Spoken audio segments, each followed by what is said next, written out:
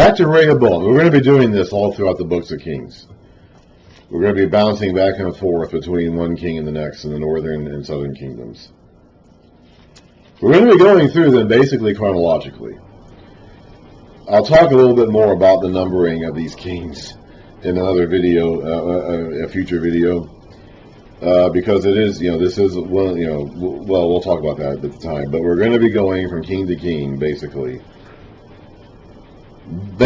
by the order of the start date of their reigns, and we're going to be bouncing back and forth between north and south, depending on when it's time to talk about a new king.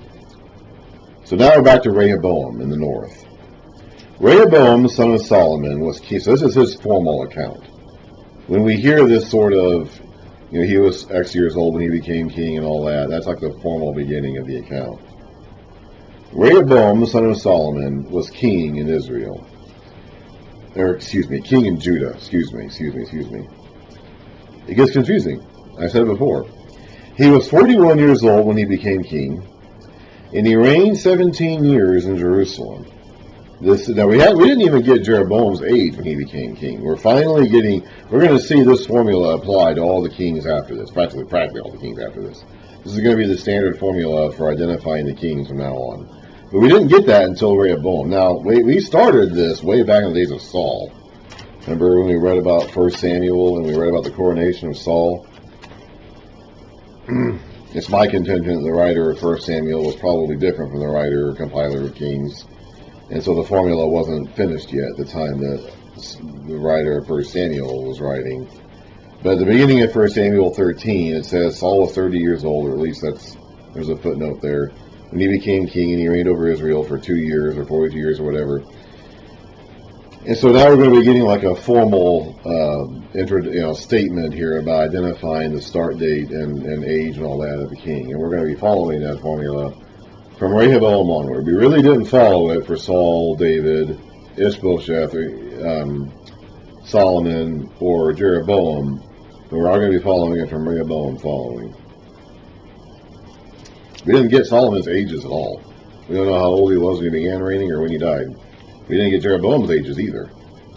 And we're confused on Saul's age. We did get David's age. We did get that. But Jeroboam was 41 years old when he became king, and he reigned 17 years in Jerusalem, the city the Lord had chosen out of all the tribes in Israel in which to put his name. His mother's name was Naamah. She was an Ammonite. So Rehoboam was not the son of the Egyptian princess that Solomon had married. He wasn't the son of the girl of the Song of Solomon either, for that matter. He was the son of an Ammonite woman named Naamah. Judah did evil in the eyes of the Lord. By the sins they committed, they stirred up his jealous anger more than their fathers had done. They're just getting worse and worse. The golden age of Israel is over. Over. They also set up for themselves high places, sacred stones, and Asherah poles. Now even Jeroboam didn't do that. Jeroboam made up his own worship system, but at least he was still pretending to worship Yahweh. These people are not worshiping Asherah. On every high hill and under every spreading tree, there were even male shrine prostitutes in the land. The people engaged in all the detestable practices of the nations the Lord had driven out before the Israelites. In the 5th year of King Rehoboam became king in about 930 BC. So this is about 925 BC or so. Shishak, king of Edom, remember him? He was the guy that Jeroboam fled to in the early days, in the end of the days of Solomon. Shishak, king of Egypt, attacked Jerusalem. He carried off the treasures of the temple of the Lord and the treasures of the royal palace. He took everything, including all the gold shields Solomon had made. So all that gold and all that silver that Solomon had accumulated in his day, most of it is already gone. Most of it didn't last more than 5 years after Solomon's death. So King Rehoboam made bronze shields to replace them, and assigned these to the commanders of the guard on duty at the entrance to the royal palace. Whenever the king went to the Lord's temple, the guards bore the shields, and afterward they returned them to the guard room. That's humbling. They went from proudly displaying these great and glorious, and useless, I mean, these golden shields were totally ceremonial, but they went from displaying these 300 golden shields on the walls of the temple, or where was it? Where did they actually display those shields? Let me make sure I have that right.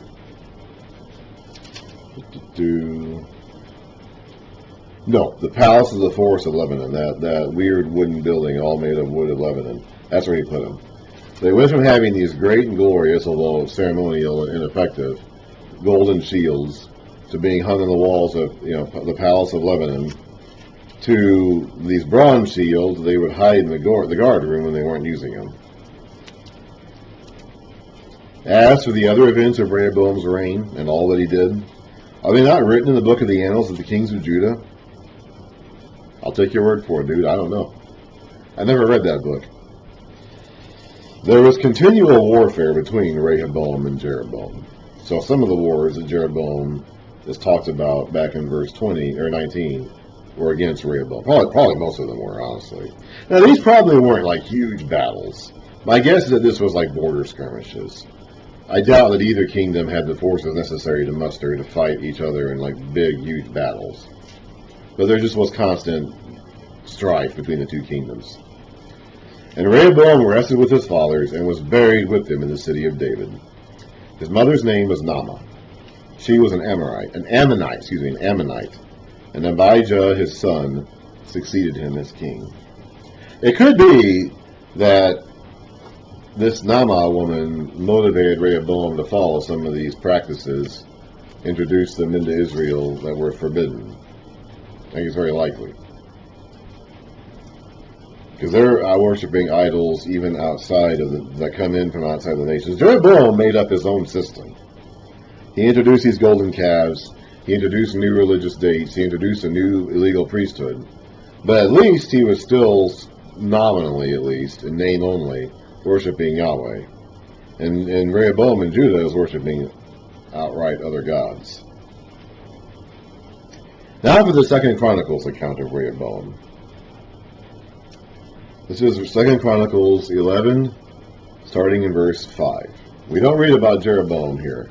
The chronicler is not going to spend time talking about Jeroboam. That kingdom is gone and done in his day. But he is going to give us some more information on Rehoboam. 2 Chronicles 11, verse 5.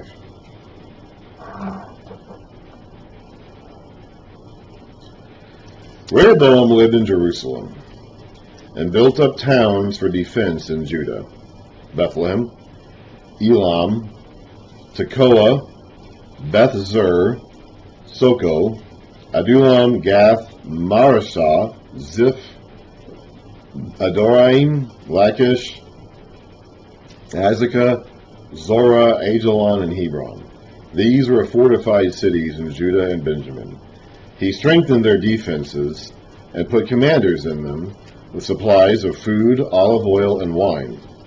He put shields and spears in all the cities and made them very strong.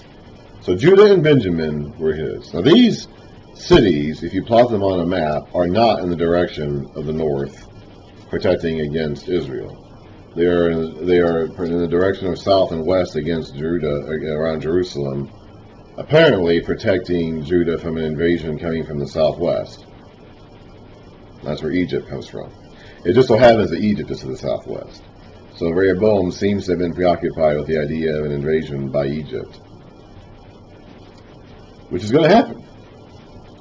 The priests and Levites from all their districts throughout Israel sided with him. The Levites even abandoned their pasture lands and property and came to Judah and Jerusalem because Jeroboam and his sons, that's in the north, had rejected them as priests of the Lord. And now Jeroboam is not actually going to have any sons become king. I mean, his family line is going to get assassinated and overthrown immediately. So we're really talking about Jeroboam and his successors as king in the northern kingdom, because none of them are going to correct from what Jeroboam did. All those things that Jeroboam did would be called the sin of Jeroboam or the sins of Jeroboam. All of his successors, even from all the other dynasties that follow his, are going to do those same things. So saying Jeroboam and his sons doesn't really mean Jeroboam and his sons, because his sons are not going to become king. But the successors of the northern throne are all going to do the same thing that he did. In that sense, they're going to be his sons in that sin. So this is not just happening in the days of Rehoboam and Jeroboam. This is going to be a continual process where the faithful Levites and priests in the north are going to continue migrating to the south, just kind of constantly throughout the next couple hundred years, because the north is not going to have anything for them to do. It's not going to have any use for them. They're not going to acknowledge the proper priesthood. They have their own illegal priesthood, so the actual faithful priests are just going to leave. I don't know that happened all at once. I don't think that I think having that line in here in this particular part of the scripture doesn't necessarily mean it all happened at once, but it was a process that began here and continued. And he, Jeroboam, appointed his own priests for the high places and for the goat and calf idols he had made.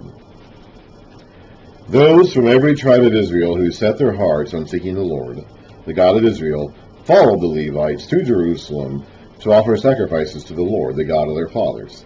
They strengthened the kingdom of Judah and supported Rehoboam, son of Solomon, 3 years, walking in the ways of David and Solomon during this time. So for a little while it was okay in Judah. After the split, after the schism, there was a period of stability down there in Judah and faithfulness. Rehoboam married Mahalath, who was the daughter of David's son Jeremoth, and of Abihail, the daughter of Jesse's son Eliab. She bore him sons, Jeush, Sheremiah, and Zaham. That's a nice name right there, Zaham. Then he married Maacah, daughter of Absalom, maybe granddaughter possibly of Absalom, who bore him Abijah, Attai, Ziza, and Shelomith. Rehoboam loved Maacah, daughter of Absalom, more than any of his other wives and concubines. We wouldn't even hear her mentioned in the king's account. In all, he had 18 wives and 60 concubines, 28 sons, and 60 daughters. Rehoboam appointed Abijah, son of Maacah, to be the chief prince among his brothers, in order to make him king. He acted wisely, dispersing some of his sons throughout the districts of Judah and Benjamin, and to all the fortified cities. He gave them abundant provisions and took many wives for them. So he actually did do some things right. He did many things wrong. He did more things wrong than right in his reign, in his life. But he did do some things right. He did make some good decisions. One of his decisions was to give his son something to do. Now, Rehoboam was 41 when he became king. And he hadn't had anything to do until he turned 41. And clearly, when he became king, he was not ready for it. Clearly, when he became king, he had no idea how to act properly, as we saw in the debacle of his very first decision as king. Completely fumbled the ball on that. Possibly, now again, the Lord was behind that, but possibly from a human perspective, Rehoboam didn't know what to do because he had never had to do anything before. At 41 years old, he'd just been sitting around waiting to be king all his life and had never had to make any decisions or been in charge of anything. At least now his sons are getting experience being in charge of cities and towns. So he did do one thing right. After Rehoboam's position as king was established, and he had become strong, he and all Israel, or Judah. Remember, Israel doesn't exist as a nation anymore in the Chronicler's time. It's just Judah now. So he is sometimes going to be referring to the nation as Israel, even though Israel is the northern kingdom, and in the Chronicler's day, that kingdom is gone. That's where we have to understand the difference, the distinctions, the subtleties behind that word, Israel. I talked about that earlier in the video, earlier in the lesson today. He and all Israel with him abandoned the law of the Lord. Because they had been unfaithful to the Lord, Shishak, king of Egypt, attacked Jerusalem in the 5th year of King Rehoboam. That'd be 925 or so BC. With 1,200 chariots and 60,000 horsemen, and the innumerable troops of Libyans, Sukkites, and Cushites that came with him from Egypt. That's a lot of people. That could be an exaggeration. We see that a lot in the ancient world about exaggerating numbers. It could be. Maybe not. Who knows? He captured the fortified cities of Judah, so those fortified cities that Rehoboam built up didn't do much for him in the end, and came as far as Jerusalem. These cities were built in a circle around Jerusalem, protecting it from the southwest. So he was expecting problems to come from the direction of Egypt, and he got them. And those cities he built weren't able to do anything about it. So he came as far as Jerusalem. Then the prophet Shemaiah came to Rehoboam and to the leaders of Judah, who had assembled in Jerusalem for fear of Shishak. And he said to them, "This is what the Lord says. You have abandoned me. Therefore, I now abandon you to Shishak." The leaders of Israel and the king humbled themselves and said, "The Lord is just." When the Lord saw they had humbled themselves, and I suppose this was a genuine humbling, this word of the Lord came to Shemaiah: "Since they have humbled themselves, I will not destroy them, but will soon give them deliverance. My wrath will not be poured out on Jerusalem through Shishak. They will, however, become subject to him, so that they may learn the difference between serving me and serving the kings of other lands." So they've already lost their independence. They have a king, and they won't always be subject to Egypt, but that didn't last very long. The Israel's golden age did not last very long. When Shishak, king of Egypt, attacked Jerusalem, he carried off the treasures of the temple of the Lord and the treasures of the royal palace. He took everything, including the gold shields Solomon had made. So King Rehoboam made bronze shields to replace them, and assigned these to the commanders of the guard on duty at the entrance to the royal palace. Apparently, he just went in and took this stuff. They gave it to him basically as a ransom to leave the city alone. It doesn't seem like he actually laid siege to the city itself. It seems like he attacked these other towns and then got to Jerusalem, and they basically bought him off by letting him in and get this stuff without a fight. Hello? What are they talking about? Apparently he got to Jerusalem, and they basically bought him off by letting him go in and take this stuff without laying siege to the city, apparently.